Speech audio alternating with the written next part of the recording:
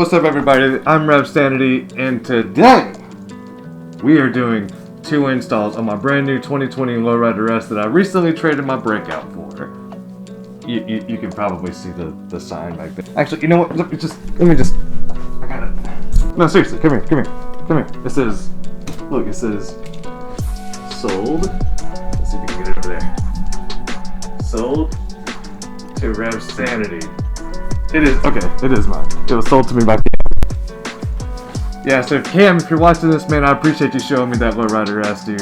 Freaking, I love it. Before we get started, I'm gonna give you 5 seconds to comment what you think I'm installing, alright? So let's go ahead and throw up the clock. Ready, set, and go.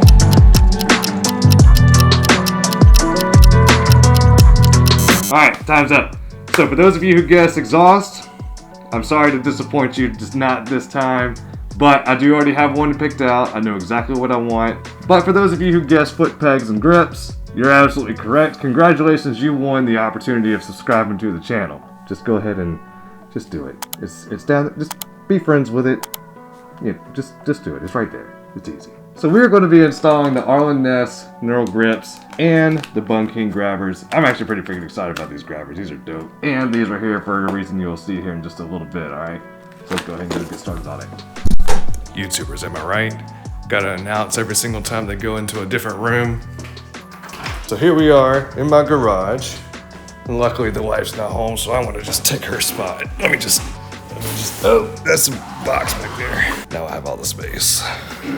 Oh yeah, and it's been fucking raining all day. God dang it, Florida.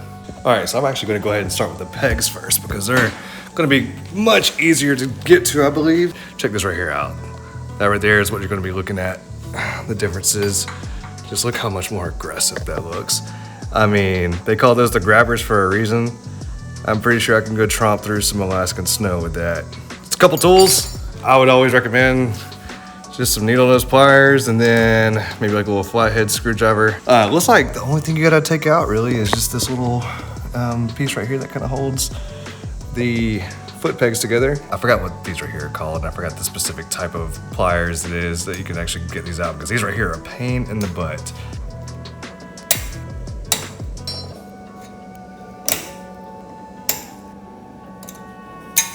I feel like it's just easier if you take like your little screwdriver thing, slide up in there and just create a fulcrum. And that way if it bounces, at least just bounce off this and, you know, reflect back to you. Once that's out, you should just be able to, you know, kind of push this up.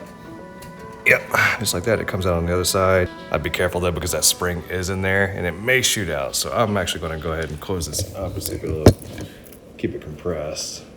There we go, that was a little bit easier actually. And that right there came out. That sat on the inside of, you can barely see that little hole right there. And then the other side goes in this little hole right here. And if you look inside the grabber here too, you'll see there's a hole right there where that spring is gonna go. And then again, the other side of that spring is just gonna go right in there. All right, I just wanted to show you all this real quick. So if you guys ordered these pegs from Bun King, that right there doesn't look right? So I didn't put the spring in there because I wanted to show you guys this. So, you know, it should be flipping up like this as opposed to going down. So once you put that bolt in, it's like, what the heck's going on? So to fix that, just take the bolt out, turn it around, flip it over, stick it in there. A lot of that's, bam. That's how it goes up. But you'll realize that the grabber spots are actually facing towards the ground, and that's so you can, you know, once you install it, you can adjust the clevis right here and adjust it to the angle that you prefer. One thing to note too is when you pull the spring out, you'll see you got 2 different angles. You got one that's like a 90-degree angle and one that's like a, I don't know, 120-ish. So that 90-degree angle actually goes into the peg and the longer one goes into that hole right there. All right, so what I did was I just kind of used my flathead screwdriver to kind of like guide that pin into the hole from the spring. And I'm using this little bolt sleeve thing to kind of keep the peg in place. So now I'm actually gonna really finagle it a little bit. You're just gonna wiggle it around a little bit until it finds that hole. There it is. And then there's how the spring works, just like that. All right, now for this little pain in the butt right here, you'll see there's a little groove where that just sits right in there.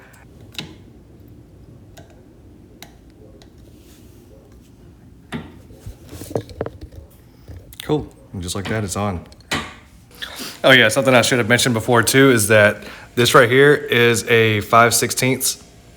So you're going to need a 5/16 Allen key, and then you just pop it in there, and you do an unscrewing motion, which would be counterclockwise. Bam. And then look at how movable that clevis is. 360 degrees of yes. So what I'll do is I'm going to keep it just a little bit loose, and once I get them both installed, I'm going to adjust them at the same time. So give it just a little bit of a tight, just enough where I can move it around. There we go. Same thing on this side. Got to get this little part right here off. And pull that, put your spring in there, hide it in there. Go. And I'm gonna sit on it, I'm gonna adjust it. Yeah, so that right there is about how I want mine adjusted. You can see right there the difference in the length. It's quite a bit, you got about an inch. Definitely should bring the foot in a little bit. Now into the grips. But before that, if you guys are coming from a Breakout to a Lowrider S, just know that the Memphis Shades Road Warrior actually will fit this bike, the same model number and everything. The only thing I have to do differently is I have to get some different mounting brackets and different mounting hardware for the forks because the ones that came with the Breakout did not work. So that's going to be coming off. Road Warrior is going to be going back on. Thank goodness. Saved me a little bit of money there. So let's go ahead and get right to this. With this being throttle by wire, you definitely want to make sure that if you order these that you select the throttle by wire option and not the cable option because there are two different ones. So we're going to do the right side or the brake grip first. So to do that, we're going to have to take off all the controls and then basically just slide this right here off because this is being supported by the fly-by-wire sensor that's in there. Throttle body sensor, I think is what it's called. Anyway, so we'll take this off. You have a T27 Torx right there and then a T25 right there. So we're gonna have to take all that right there off. Cool, got my T27 here. So we're just gonna lefty-loosey it out. I'm just gonna loosen it more than anything because that's actually holding your entire control right here for your brake and your brake fluid, brake reservoir. Just so you guys know, so we got two 25s, one right here, and then the other one is right up underneath there. And then you have a 27 right here and right here. So once you get those two T25s off, the top just comes right off, boom.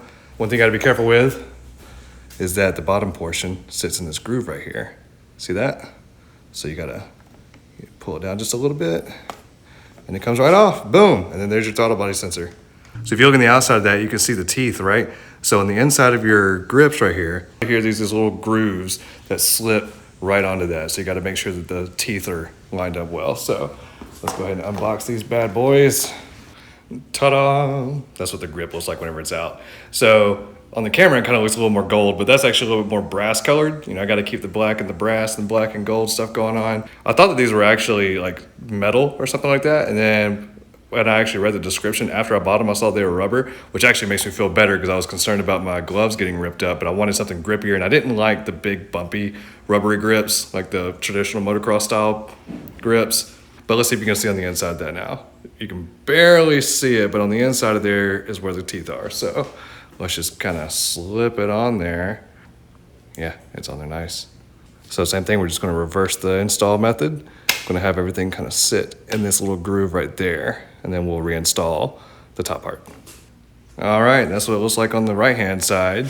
So you don't necessarily need to take these right here out. I didn't actually fully take them out. I just loosened them up just so I can, adjust the brakes and stuff for how I like it. But that's what it's like installed. You've got a little bit of play, maybe, I don't know, maybe like a centimeter or 2 centimeters or something. But that's nothing bad. Just want to make sure that it snaps back. That is really grippy too, man. That is far superior to the stock grips. I would not necessarily want to ride this without gloves. Yeah, that is grippy, son. All right, so onto the grips over here. So these are actually glued on from the manufacturer. So what a lot of people do is they'll end up getting here with like some compressed air or something. I'm actually gonna cut these off because these are, I'm not gonna use these again. So I think Blockhead has these same grips on his, and he actually did an install video showing where he used hairspray instead of super glue. Because what Arlen Ness does is they'll send you like a little tube of this super glue type stuff to basically glue on to back to the handlebars.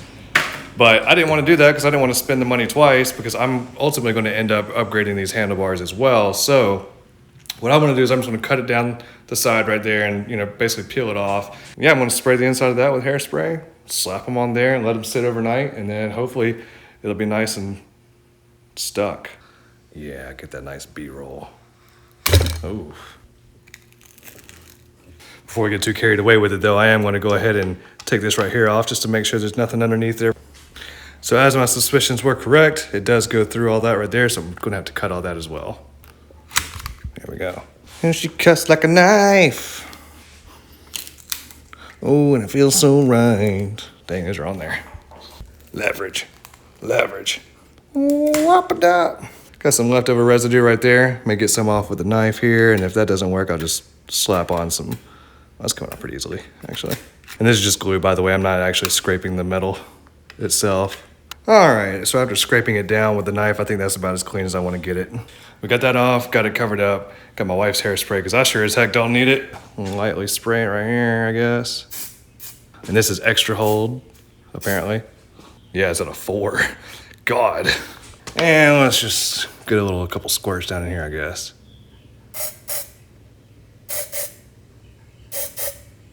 Now, Blockhead said he has done this method numerous times. What's nice about it is it almost acts like a lubricant when it goes on.